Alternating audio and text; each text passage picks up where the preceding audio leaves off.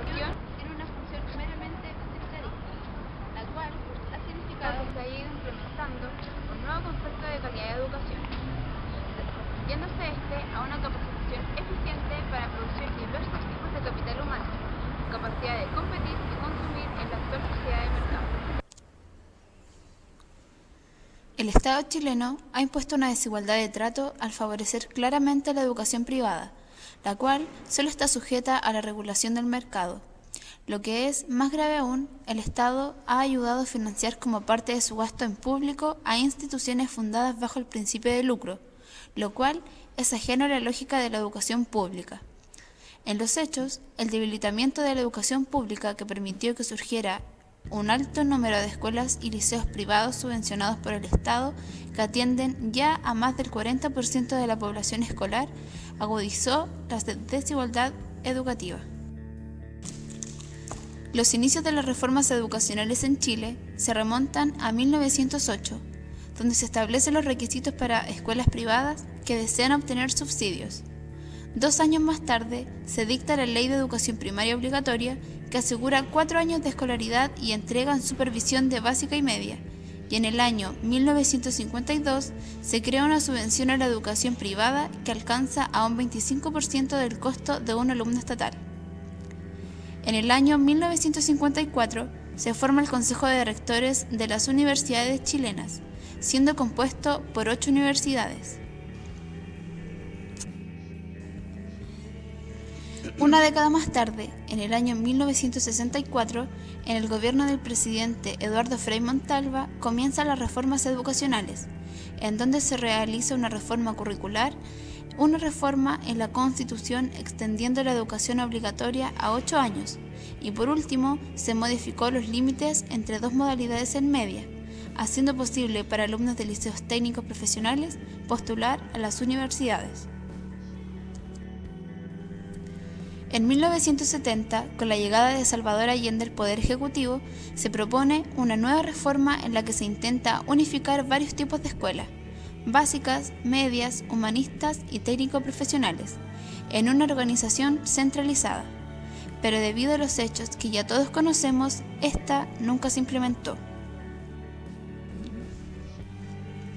Cuando el general Augusto Pinochet llegó al gobierno, fue por medio de una dictadura militar, donde éste realizó diferentes cambios a la Constitución, de las cuales podemos destacar las siguientes. La municipalización del sistema de educación pública, que significó el traspaso de los establecimientos a entidades sin competencias para la administración educativa, desligando al Estado de su responsabilidad histórica, lo cual implicó la segregación del sistema. Estableció un sistema de vouchers. Se implementó el sistema de evaluación CIMSE.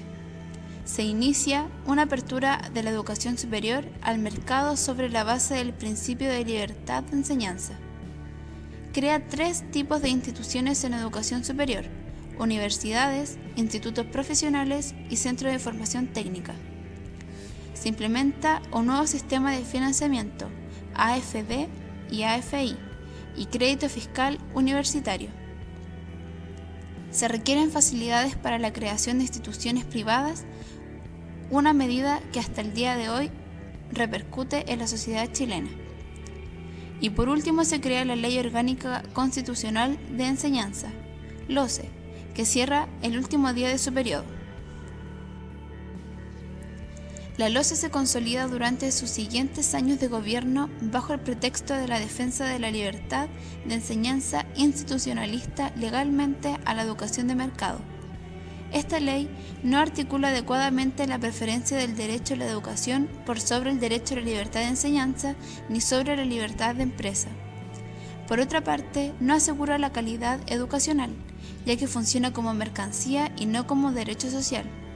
Los sostenedores que reciben subvención estatal pueden lucrar y la regulación de la educación superior solo contempla aspectos de privatización.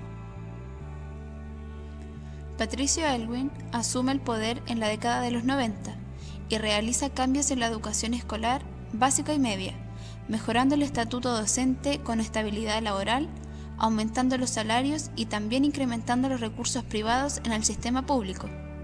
En la educación superior se incrementa el gasto fiscal con el único fin de aumentar la cobertura. En el año 1994 asume el poder el presidente Eduardo Frei Ruiz-Tagle, dictando un nuevo currículum en educación básica y media. En la educación superior se incrementa el financiamiento estudiantil con el Fondo Solidario de Crédito Universitario y el Crédito Corfo. Los resultados de su gobierno en el tema de la educación, aunque fueron pocos, son notables, mejorando la infraestructura escolar, obteniendo salarios docentes más altos y mejor calidad de postulantes en base a las calificaciones en la prueba de admisión. También en su gobierno se implementa la jornada escolar completa, que es quizás uno de los principales ejes de la política impulsada por los gobiernos de la Concertación. Los principales problemas se pueden redimir en la distribución del tiempo curricular y tensión entre horas de libre disposición y necesidad de responder las mediciones estandarizadas, SIMS y PSU. Ricardo Lagos, en cambio, se preocupa de la calidad educacional reformando nuevamente la extensión de la educación escolar de 8 a 12 años. También se implementa la evaluación docente municipal. En la educación superior crea la acreditación y el financiamiento, el CAE. Sin embargo, pese a todos los esfuerzos por mejorar la calidad de la educación, la cobertura preescolar era muy baja, comparada con otros países, por lo que en el año 2006 la recién electa presidenta Michelle Bachelet se enfoca en la educación preescolar. Las reformas realizadas por la primera presidenta mujer de Chile fueron las siguientes. Promulga la Ley Subvención Escolar Preferencial, Ley SEP, y crea una nueva ley llamada Ley General de la Educación que reemplaza la LOCE, en la que se equilibra el principio de libertad de enseñanza y derecho a una educación de calidad. Si bien tiene un carácter democrático, no tiene grandes cambios de fondo con la LOCE, más bien es un cambio de reforma. Este mismo año se dio a conocer la voz de los estudiantes mediante la llamada Revolución de los Pingüinos, que puso la educación en el centro de la discusión nacional, en la que se reclamaba por calidad y equidad. Fue una época de incesantes luchas en contra de este sistema injusto, en la cual todo el país y el mundo se enteraron del descontento de los estudiantes en Chile. Distintos episodios marcaron esta época: paros nacionales, tomas del liceo, huelgas de hambre, multitudinarias marchas a apoyo de los compatriotas en el extranjero, entre otras. Uno de los más justos y simbólicos castigos fue a la privatizadora ministra de Educación Mónica Jiménez.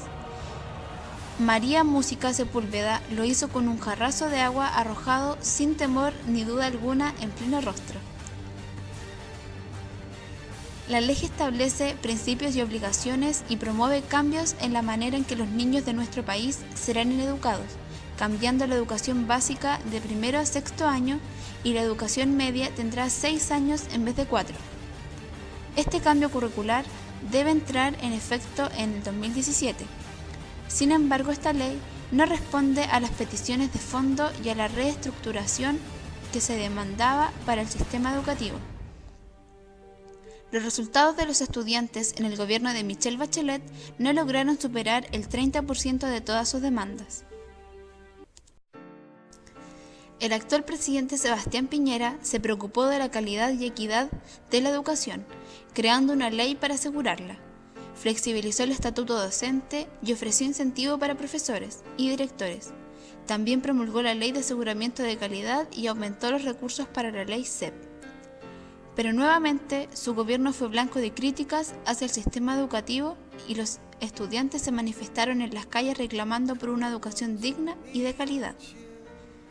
Las demandas principales de los llamados Pingüinos 2.0 eran la eliminación del crédito aval del Estado, TNE los 365 días del año y las 24 horas al día, la desmunicipalización y descentralización de la educación de excelencia, pública y gratuita. Sin embargo, el movimiento estudiantil del año 2011 no obtuvo grandes avances, logrando alrededor de un 5% en las peticiones hacia el gobierno. Aún así, hoy tenemos temas pendientes. Una profunda crisis de la educación pública en la que nuevamente el descontento por una educación digna y de calidad fueron más fuertes y las calles y el mundo entero fueron testigos de nuevas manifestaciones. Otro tema pendiente es la necesidad urgente de reformas post-masificación de educación superior, equidad en el acceso, calidad y mayor inversión pública. El financiamiento de la educación chilena. Al investigar acerca del gasto que se destina a la educación en Chile, nos encontramos con la siguiente sorpresa. Nuestro país es una de las naciones que mayores recursos en relación con su Producto Interno Bruto aporta a la educación de sus habitantes. Esto quiere decir que según la Organización de Cooperación y Desarrollo Económico, Chile gasta más del 7,3% del PIB en educación, más que cualquier país desarrollado. Sin embargo, al descomponer esta cifra, nos encontramos con otra gran sorpresa. Un 55% de este gasto proviene de fuentes privadas. Aún más, dentro de la muestra de países seleccionados, somos quien mayor nivel de gasto privado como porcentaje del PIB aporta al gasto total, y uno de los países que menor gasto público en la educación realiza. Calidad educacional. Si se observan los resultados académicos de Chile en las pruebas internacionales, como PISA y TIMSS, la conclusión es poco satisfactoria. Y por último, la crisis del sistema educativo chileno actual.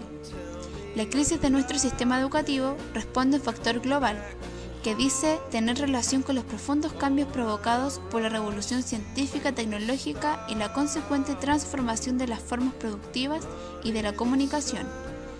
Pero junto a ello, a la imposición, sin contrapeso en el mundo, de un modelo neoliberal que afecta tanto a nuestra sociedad como a nuestro sistema educativo. Fin. La educación dejó de ser un derecho de todos los ciudadanos y deber del Estado. Se convirtió en una mercancía sometida a los estrechos criterios de eficiencia y competitividad, donde el Estado asume solo un rol subsidiario y débilmente regulador, cuyo objetivo es financiar la demanda por educación, pero no responsabilizarse por las reales necesidades educativas de la población.